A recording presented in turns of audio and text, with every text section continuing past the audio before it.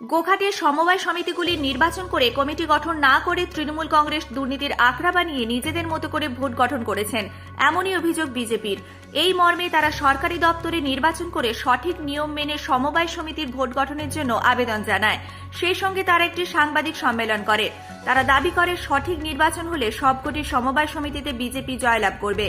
প্রতি উত্তরে 1 নম্বর ব্লক তৃণমূল কংগ্রেস সভাপতি তথা গোঘাট 1 নম্বর পঞ্চায়েত সমিতির সভাপতি বিজয় রায় বিজেপি সার্কাসে পরিণত হয়েছে বলে কটাক্ষ করেন। আমরা ভারতীয় জনতা পার্টির আরামবাগ সাংগঠনিক জেলার গোঘাট বিধানসভার গোঘাট 1 নম্বর ব্লকের পক্ষ থেকে আমরা আজকে প্রেস মিট করছি। প্রথমেই আপনাদেরকে আমরা নমস্কার জানাই আমাদের পক্ষ থেকে। আজকে আমাদের প্রেস মিটের কারণ হচ্ছে আজকে আপনারা জানেন যে গোঘাট যে সমবায় সমিতি আছে, গোঘাটের বিভিন্ন জায়গায় গোঘাট, ভাদুর, রঘুবাটি থেকে শুরু করে কুমুরসা, শাওড়া, বালি, নকুণ্ডা বিভিন্ন প্রান্তে মোট 25টা সমবায় সমিতি। এই সমবায় সমিতিগুলিতে তৃণমূল কংগ্রেসের যে সরকার চলছে তারা বিভিন্ন রকমভাবে এইখানেতে তাদের চুক্তিগত করার চেষ্টা করছে। তারই একটা দীর্ঘ প্রয়াস চালিয়ে যাচ্ছে। তাই আজকে আমরা এখানে প্রত্যেকে মিলিত হয়েছি এবং আমরা সরকারের বিভিন্ন দপ্তরেতে এটা নিয়ে আমরা জানিয়েছি। তারই একটা লিপি আমরা এখানে দিয়েছি আজকে সরকারি অফিসগুলোতে।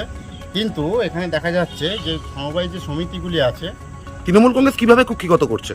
তৃণমূল কংগ্রেস সম্পূর্ণভাবে কুক্ষিগত করার চেষ্টা করছে, কারণ তারা নিজেদের আখের গোছানোর জন্য, নিজেদের স্বার্থসিদ্ধি করার জন্য তারা নিজেদের মতো করে ম্যানেজিং কমিটির টিম তৈরি করার চেষ্টা করছে। তৈরি করে তারা সম্পূর্ণরূপে ম্যানেজিং কমিটি করে সমবায় সমিতি চালিয়ে নিজেদের আত্মসাৎ করার জন্য একটা জায়গা করছে। কমিটি গঠনের জন্য যে নির্বাচন প্রক্রিয়া, সেই নির্বাচন প্রক্রিয়া কি চলছে? একদমই না, কোনোরূপভাবে নির্বাচন প্রক্রিয়া করছে না। ওরা নিজেরা পার্টি অফিসে বসে নিজেরা নাম সিলেকশন করে সেটি সমবায় সমিতিতে ম্যানেজিং কমিটি তৈরি করছে এবং সেটা নিয়ে আজকে আমরা বিডিও অফিসে দ্বারস্থ হয়েছিলাম, সরকারি সমস্ত দপ্তরগুলো গিয়েছি। এখন আপনারা কি চাইছেন? এখন আমরা চাইছি নির্বাচন হোক, সমস্ত প্রোটোকল মেনে নির্বাচনটা হোক, যেমন হয় নোটিশ থেকে শুরু করে নমিনেশন থেকে উইথড্র থেকে নমিনেট ক্যান্ডিডেট পর্যন্ত হোক। যারা সাধারণ গ্রাহক, যারা সমবায় সমিতির গ্রাহক, তারা যাদেরকে নির্বাচন করবে তারাই এসে সমবায় সমিতিতে ম্যানেজিং কমিটি গঠন করবে। আমরা চাইছি সেটা। যদি নির্বাচন হয় আপনারা কতগুলো সমবায় সমিতি দখল করতে পারবেন বলে মনে করছেন? যদি নির্বাচন হয় আমরা 25টায় দখল করবো। গোঘাটে 1 নম্বর ব্লকে 25টায় আমরা দখল করব। তৃণমূল কংগ্রেস আপনারা দেখেছেন এই যে পঞ্চায়েত নির্বাচন গেল, এই পঞ্চায়েত নির্বাচনে কিভাবে সন্ত্রাস করে পুলিশকে কাজে লাগিয়ে আমাদেরকে ভয় দেখিয়ে আমাদেরকে ছেলেদেরকে মারধর করে মাথায় বন্দুক পর্যন্ত টেকাতে গেছিল। তারপরেও আমরা সেখান থেকে লড়াই করে আমরা অনেকগুলো সিট আমরা বার করে আনতে পেরেছি, অনেক সিট আমরা বার করে এনেছি। আমাদের বিশ্বাস যদি পঞ্চায়েত এই সমবায় সমিতিগুলোতে যদি নির্বাচন হয় আমরা কিন্তু সমবায় সমিতিগুলিতে জয়লাভ করব, 25টায় জয়লাভ করব। আমরা সরকার বিভিন্ন দপ্তর যেমন সিআই সাহেব, গোঘাট ওয়ান বিডিও সাহেবকে জানিয়েছি। আচ্ছা, আমরা জানাবো ডিআরসিএ সুগুলি, সেখানেও জানাবো। আচ্ছা, আমরা চাই স্বচ্ছ একটা সমবায় সমিতি গঠন হোক। আমরা চাই সমবায় সমিতিগুলো মানুষের পক্ষে হোক, মানুষের পক্ষে রায় হোক। আমরা এই সমবায় সমিতিগুলো যদি ভোট হয় আমরা মানুষের সমবায় সমিতি গঠন করে দেখাবো। আর যদি না হয় আমরা কিন্তু ভারতীয় জনতা পার্টি কীভাবে আন্দোলন করতে হয় আমরা জানি। আমরা রাস্তায় নেমে, পথে নেমে সাধারণ গ্রাহক থেকে শুরু করে সাধারণ মানুষকে সঙ্গে নিয়ে আমরা বৃহত্তর আন্দোলনের রূপরেখা নেব। ভারতীয় জনতা পার্টির পক্ষ থেকে গোঘাটে শুধুমাত্র গ্রাহকদের জন্য, সমবায় সমিতি গ্রাহকদের জন্য আন্দোলন কঠিন থেকে কঠিনতর হবে। আপনার নাম দাদা? আমার নাম রাজু রানা, আমি মণ্ডল সভাপতি।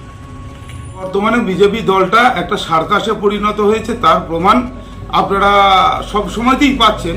তবুও বলি 2023 সালের যে পঞ্চায়েত নির্বাচন হলো, ওরা বিভিন্নভাবে মানুষকে টাকা পয়সা, অর্থ, মদ, মাংস খাইয়ে প্রলোভন দেখিয়েছিল, কিন্তু মানুষ তার রায় দিয়ে দিয়েছে।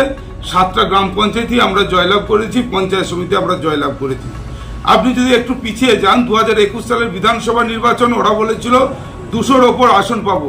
মানুষ দুটো থাপ্পড় মেরে ওদেরকে 77-এ দাঁড় করিয়ে দিয়েছে। বর্তমানে ওদের কতজন বিধায়ক সংখ্যা আছে ওরা নিজেরাও বলতে পারবে না।